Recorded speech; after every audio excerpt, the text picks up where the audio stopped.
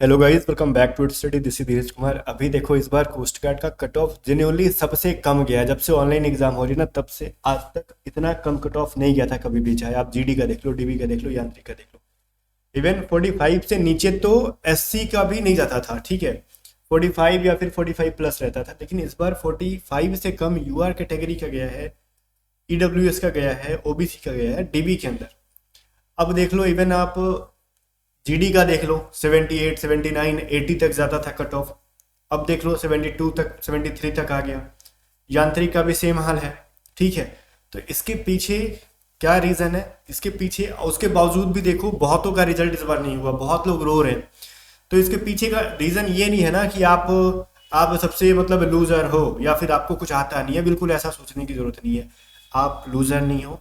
यहाँ पे ये है ना कि आपसे तेज बच्चे ज़्यादा हैं, ये चीज़ सोचो।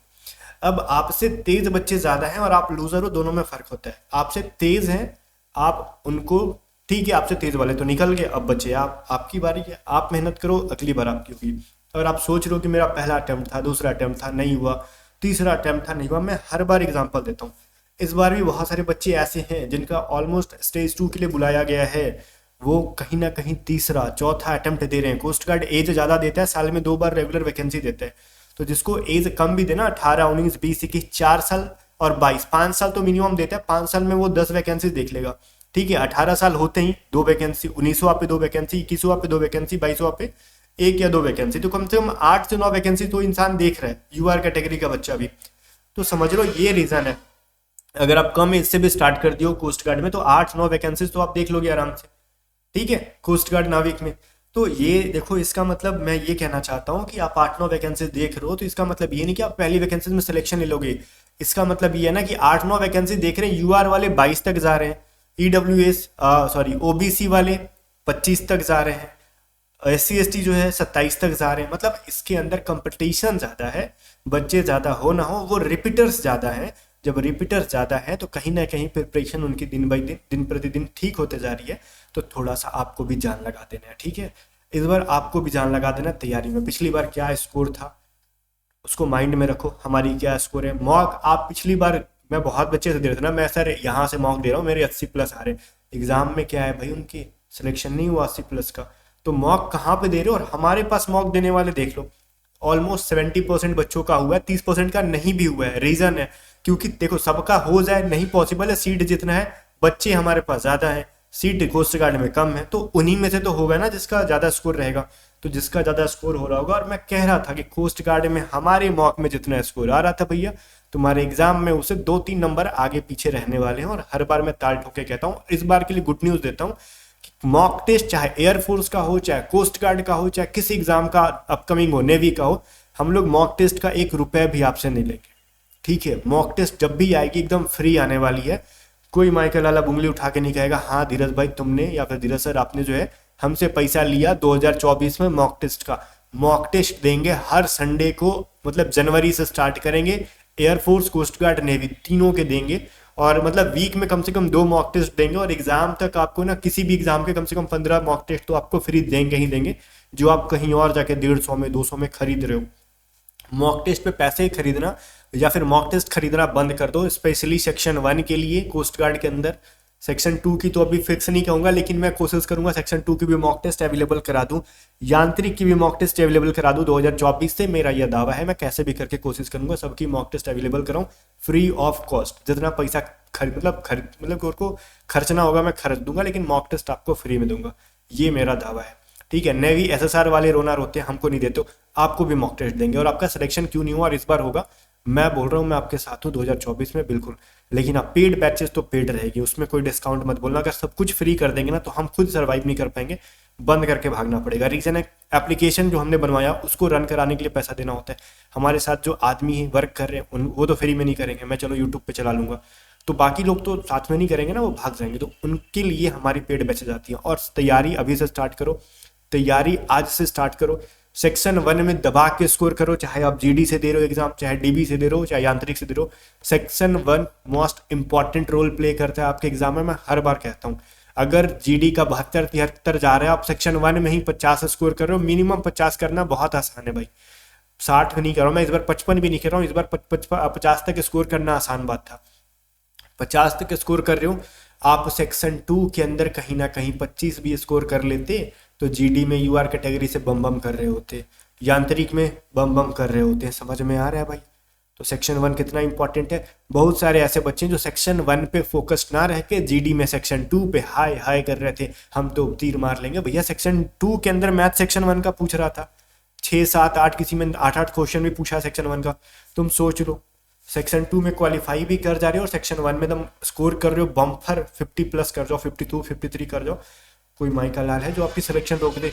तो आपको प्रिपरेशन की स्ट्रैटेजी बनानी है दमदार एकदम, क्योंकि सेक्शन 1 चाहे आप किसी भी चल जाओ, कोस्ट गार्ड, नाविक, जीडीडीबी, यांत्रिक, तीनों में से तो सेक्शन 1 क्रिटिकल रोल प्ले करता है। और सेक्शन 1 की अगर तैयारी करना है तो आप हमसे कर सकते हो, ठीक है। और ऑफर जो है हमारी आज तक ही है, बिकॉज 23 दिसंबर को मैं कह रहा था लास्ट रहेगी, कल से इसकी प्राइसेस बढ़ेंगी। हमारी जो पेड बैचेज हैं कोस्ट गार्ड नाविक की रक्षक बैच, जिसकी प्राइस 513 रुपये है आज के लिए, मतलब मैं बहुत दिन से ये प्राइस था, आज रात के एंड हो जाएगा 24 तारीख से इसकी प्राइस हम लोग 700 करेंगे और नोटिफिकेशन जिस दिन आएगा उस दिन 900 रुपये कर देंगे। ये चीज़ सोच रहा हूँ, क्योंकि 900 से मैं कम में कभी नहीं दिया था, और अभी कम क्यों दे रहा हूँ, मेरे वो रिपीटर्स बच्चे ज्वाइन कर ले इस चीज़ को, और जो पिछली बैच में हो वो ज्वाइन करना चाहो तो कर लो, बिकॉज इसमें कुछ पहले वाला भी बैच में जो मैंने पढ़ाया वो तो पढ़ाऊंगा, लेकिन इसमें कुछ एडिशनल भी ऐड करने वाला हूँ मैं, ठीक है। स्टेज 2 की भी तैयारी करूंगा, आप चाहो तो कर सकते हो। लेकिन आपको लग रहा है कि नहीं हम 2 नंबर 3 नंबर से खाली फेल हुए थे, तो फिर उस सिचुएशन में आप उसी बैच से रिवीजन करो, आपका हो जाएगा। अगर आपको लग रहा है कि नहीं पिछली बैच में थे हम और हमारी तैयारी टाइम कम होने की वजह से नहीं हो पाई थी, तो आप इस बैच को ज्वाइन कर सकते हो। इस बैच में क्योंकि एडिशनल चीज़ें भी मैं पढ़ा रहा हूँ, मैथ में कुछ एडवांस पढ़ा रहा हूँ लेवल तक, एडवांस लेवल तक पहले से बहुत तक कंटेंट में दूंगा, क्योंकि मैं चाहता हूँ कि कोस्ट गार्ड से आप 4 स्टेप आगे रहो, जो जितना वो पूछना चाहता है उससे आगे रहा करो। क्योंकि मैं ना एग्जाम को खुद लाइटली लेता हूँ, कभी भी मैं उतना टेंशन लेके नहीं जाता। मैं सोचता था कि आप भी लाइटली ले लो, लेकिन आप लोग उतना जान नहीं लगा पा रहे हो, तो मैं कह रहा हूँ कि चलो ठीक है, जो रिपीटर्स हैं उनके लिए मैंने प्राइस कम कर दिया, आप आ जाओ आज के लिए, लेकिन बाद में प्राइस अप हो जाएगी तो डाउन नहीं होगी। अब सुनो, आपका सिलेक्शन नहीं होने के पीछे रीजन क्या था मैं बताऊंगा, लेकिन सेक्शन 1 की बैचेस के लिए आप अभी A to Z study app को डाउनलोड करो, लिंक डिस्क्रिप्शन में है। और जब भी कुछ ज्वाइन करने ना है इसके ऊपर तो व्हाट्सअप करके पूछ लेना 7279047787 पे। अब मैं बताता हूँ सिलेक्शन ना होने का रीजन। तो सबसे पहले तो आपको निराश नहीं होना, सबसे बड़ा रीजन पता है क्या होता है? कट ऑफ लो गई। इसके पीछे का रीजन था WT test, assessment test stage 2 का, बहुत बढ़िया है भाई, एटलीस्ट तुमको स्टेज 2 तक तो बुला रहे हैं, तो टेंशन मत लो। कट ऑफ अब हर बार लगभग इसी के अराउंड रहने वाला है, क्योंकि इससे अप नहीं जाने वाला, ठीक है। तो अब देख लो, 2-3 रीजन मैं बताता हूँ। सबसे पहले तो रिपीटर्स बहुत ज़्यादा है, रिपीट करने वाले बच्चे ज़्यादा हैं जिनको स्टेज 2 में इस बार बुला लिया गया है। अब जो बच्चे, ठीक है, या तो उनमें से भी कुछ रिपीट वाले बच्चे होंगे, ठीक है, रिपीट करने वाले बच्चे और कुछ न्यू भी होंगे, एकदम फ्रेशर्स होंगे, तो आप दोनों को इक्विवेलेंट मतलब बराबर ही जान लगाना। ऐसा नहीं कि हाँ चलो 4 घंटा पढ़ लिए हो गया, कोशिश करना है जो चीज़ें पढ़ाई जा रही हैं या फिर जो चीज़ जहाँ से पढ़ रहे हो कम से कम दिन के 8 घंटे मिनिमम 8 आवर्स आप निकाल के पढ़ो भाई, पढ़ो। मॉक अभी से लगाने की जरूरत नहीं है, मॉक कब से लगानी है, कितनी लगानी है, मैं आपको हूँ ना, मैं आपको देते रहूँगा। और मैं कभी भी आपको स्टूडेंट समझ के नहीं पढ़ाता, छोटा भाई की तरह पढ़ाता हूँ, जहाँ तक मदद हो पाता है मैं वहाँ तक करने की कोशिश करता हूँ। तो फिर आप काहे नहीं करते हो अपने लिए? आप अपने लिए मेहनत करो, होगा काहे नहीं भाई। कोई माई का लाल है जो आप मेहनत करोगे और आपका सिलेक्शन रोक देगा? हाँ, कहीं कहीं हम मेहनत करते हैं, गलत डायरेक्शन में कर देते हैं। हम किसी और की बैचेस ले रहे थे पिछली बार, मैं बहुत को देख रहा हूँ ना इस बार, सर हम इनकी बैचेस से पढ़े थे कुछ नहीं आया, सर आपकी पीडीएफ से पढ़ा वो कुछ नहीं आया, सर आपकी पीडीएफ से नहीं आया। कैसे भाई? हमारी पीडीएफ में क्या दे रखा है? वो थोड़ी है कि आपको कॉन्सेप्ट नहीं आता हमारी पीडीएफ रट के चले जाओ। मैथ के लिए, रीजनिंग के लिए कॉन्सेप्ट आना पड़ेगा ना, पीडीएफ रटने से थोड़ी होता है। तो कॉन्सेप्ट पे फोकस करो। लास्ट टाइम पे पीडीएफ वो हमारा पैसा कमाने का जरिया होता है हर किसी का, कॉन्सेप्ट का करो, क्योंकि वो पीडीएफ हम नहीं बेचेंगे तो हम सर्वाइव नहीं करेंगे। लेकिन मैं हमेशा कहता हूँ कि कॉन्सेप्ट पे फोकस किया करो भाई, कॉन्सेप्ट पे फोकस किया करो। खाली किसी का पीडीएफ रट लेने से कुछ नहीं होता। देखो जीके रट लेंगे, साइंस के 10 में से 8 सवाल रट के निकाल देंगे, लेकिन तुम मैथ के 20 सवाल है माई का लाल कोई रट के निकाल दे, रीजनिंग का 10 सवाल, इंग्लिश का अब 15 में से मान लो 5 सवाल तो वोकैब रट जाएंगे, लेकिन लास्ट टाइम में भी, लेकिन 10 सवाल ये ग्रामर वगैरह आप तुम रट के निकालोगे। 40 नंबर का सवाल ऐसा है जिसको बिना कॉन्सेप्ट के नहीं जान सकोगे सेक्शन 1 में। 20 ही सवाल में से वो भी तुम 20 में 20 रट के नहीं निकाल पाओगे, रट के लास्ट टाइम में वही कोई 15-16 के आसपास स्कोर करोगे। तो तुम 15-16 पे स्कोर करने के चक्कर में पैसा बर्बाद करते हो, 40 नंबर इधर छोड़ रहे हो बेवकूफ लोग। काहे?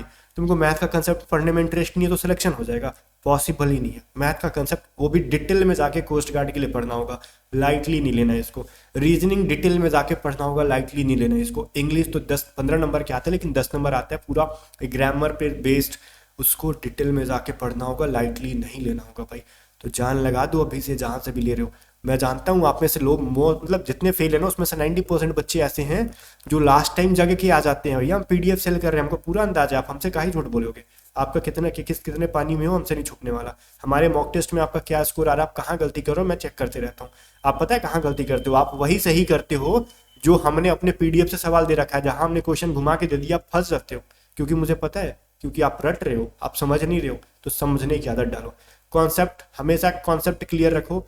मतलब कहते हैं ना कि क्रैमिंग से भैया सिलेक्शन नहीं होगा तुम्हारा, ठीक है, ये चीज़ तो श्योर है।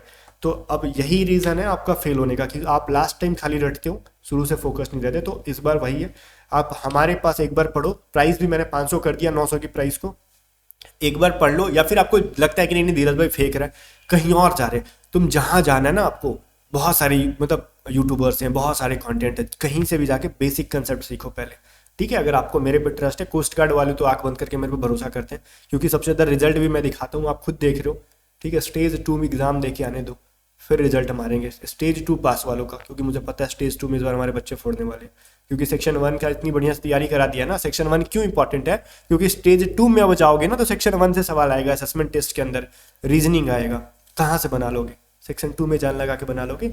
सेक्शन 2 इंपॉर्टेंट है, लेकिन सेकेंडरी चीज होना चाहिए सेक्शन 2 जीडी वालों के लिए, यांत्रिक वालों के लिए। बिकॉज मेरे को इतना क्वालिफाई करना है, खाली इतना सोचो कि मेरे को कैसे भी खाली उसके अंदर क्वालिफाई कर जाना, और सेक्शन 1 में ना क्वालिफाई नहीं करना, किंग बन के बैठेंगे सेक्शन 1 का, बस इतना टारगेट रखो, सिलेक्शन आपका होगा, ठीक है। चलो फिर मिलते हैं नेक्स्ट वीडियो में, तब तक बाय। वीडियो लगे शेयर कर दो, और हाँ बैचेस को आज ज्वाइन कर लोगे, बेनिफिट में रहोगे, कल से इसकी प्राइसेस बढ़ेंगी। बाय।